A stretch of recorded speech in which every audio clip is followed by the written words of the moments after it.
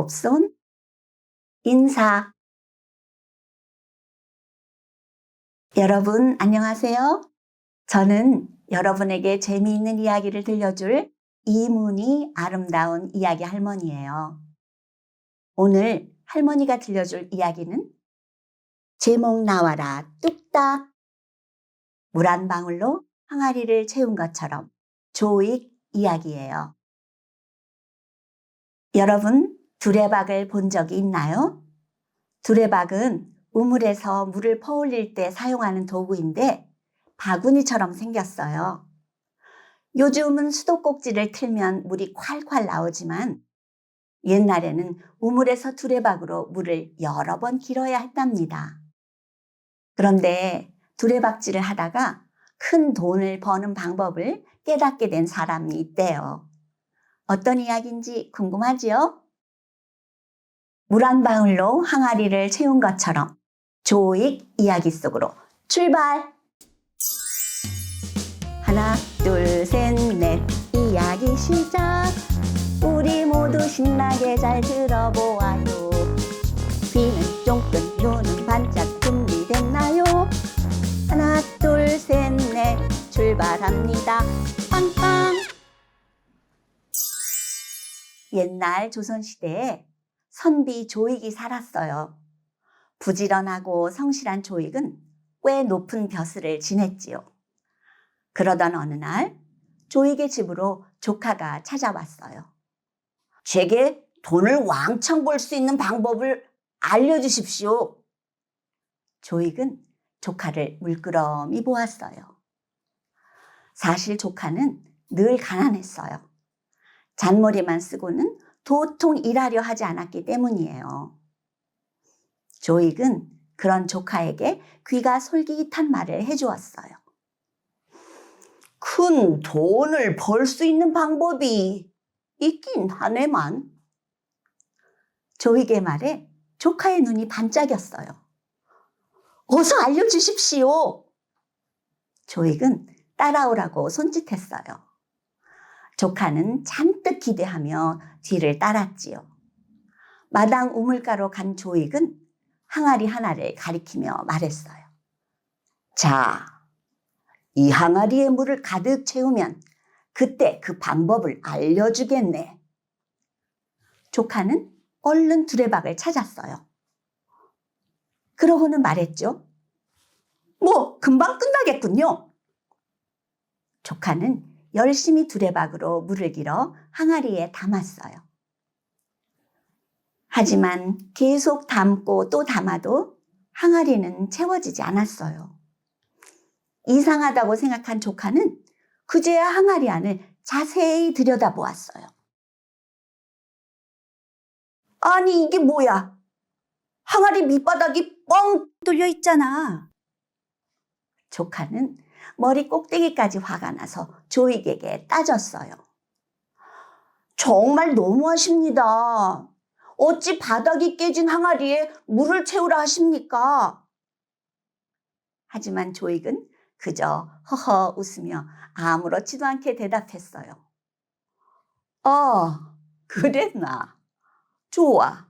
그럼 내일 다시 오게나. 그때 다시 알려주겠네. 조카는 그런 조익의 모습에 무척 당황했어요. 하지만 내일 다시 알려주겠다는 말에 꾹 참고 집으로 돌아갔지요. 그 다음날 조카는 아침 일찍 조익을 찾아왔어요. 조익은 조카를 다시 우물가로 데리고 갔지요. 저 항아리에 다시 물을 채우면 부자가 되는 법을 꼭 알려주겠네. 조카는 이번에는 먼저 항아리를 꼼꼼하게 살펴보았지요. 다행히 항아리는 깨진 곳 없이 멀쩡했어요. 그제야 조카는 고개를 끄덕이며 대답했어요. 이번에는 꼭 약속을 지키셔야 해요. 항아리 물을 가득 채우면 돈 버는 법을 알려주셔야 한다고요. 조익은 또 아무렇지 않게 껄껄 웃으며 고개를 끄덕였지요.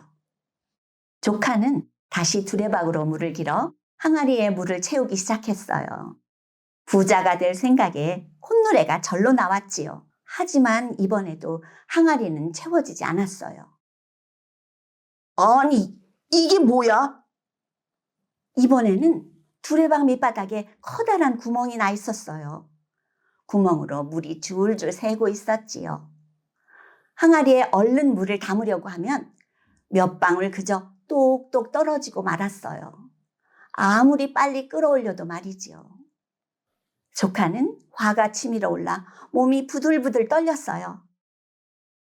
날 정말 우습게 보는 거야, 뭐야. 어떻게 이런 두레박으로 항아리에 물을 채우냐고.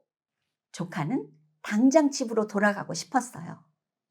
하지만 이대로 돌아가면 부자가 되는 법을 영영 알 수가 없을 것 같았지요.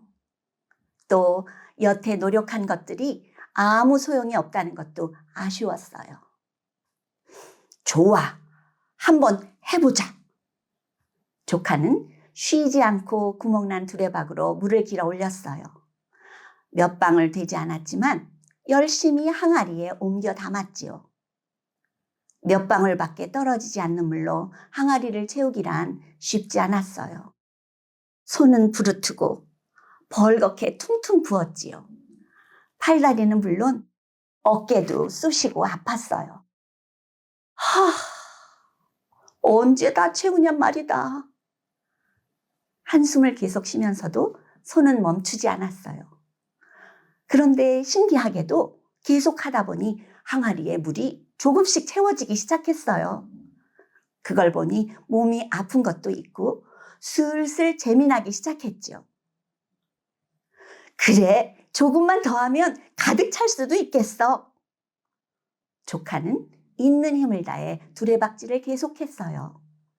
온몸이 땀으로 범벅이 되는 줄도 모르고 어느덧 해가 지는 줄도 모르고 말이지요. 이야, 물이 다 찼어! 도저히 찰 것 같지 않던 항아리가 물로 가득 찼어요. 조카는 기뻐서 싱글벙글 얼굴에 웃음꽃이 피었지요. 어이, 조카, 어찌 되었는가? 그때 조익이 우물가로 다가왔어요. 조카는 기다렸다는 듯이 조익에게 물었지요. 보세요, 항아리에 물이 가득 찼어요. 자, 이제 약속대로 제게 부자가 되는 법을 알려주세요. 조익은 조카를 물끄러미 보고 미소를 머금었어요. 정말 수고했네. 하지만 난 이미 자네에게 그 방법을 가르쳐 주었다네. 조카는 멍한 얼굴로 조익을 쳐다봤어요. 네? 언제 가르쳐 줬단 말입니까? 조익은 조용히 우물가 항아리를 가리켰지요.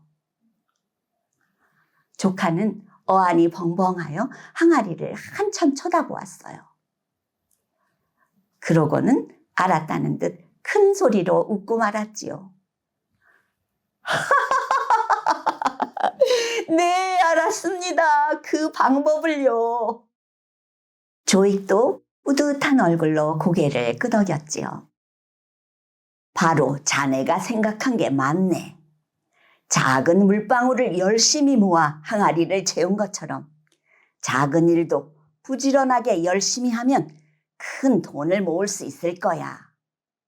그게 바로 내가 아는 돈을 많이 버는 방법일세. 조카는 결심한 듯이 조익의 손을 잡았어요.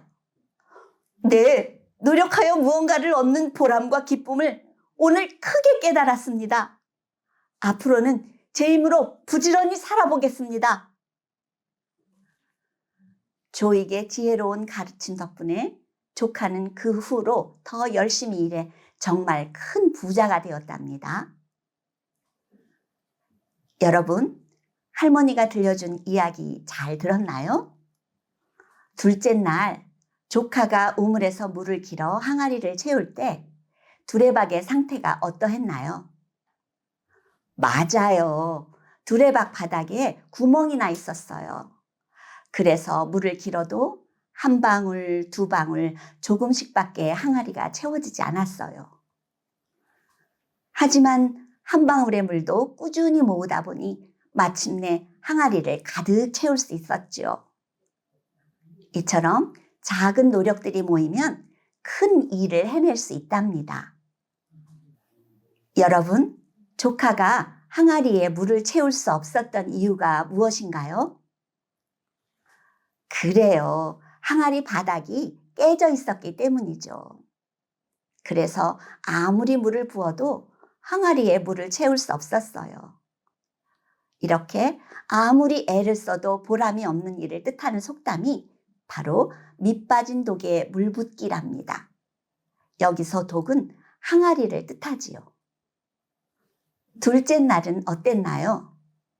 한 방울 한 방울씩 꾸준히 모아서 항아리를 가득 채웠죠. 아무리 작은 것이라도 모이면 나중에 큰 덩어리가 된다는 뜻이 담긴 속담은 티끌 모아 태산이에요. 속담을 더 알고 싶은 친구들은 도란도란 이야기 보따리 홈페이지에서 자세한 내용을 찾아보아요. 여러분, 할머니와 물 한 방울로 항아리를 채운 것처럼 조익 이야기를 한번 정리해 볼까요? 큰 돈을 벌고 싶었던 조카는 삼촌 조익의 가르침대로 끝까지 포기하지 않았어요. 물 한 방울로 항아리를 채운 것처럼 꾸준한 노력으로 큰 성과를 낼 수 있었지요.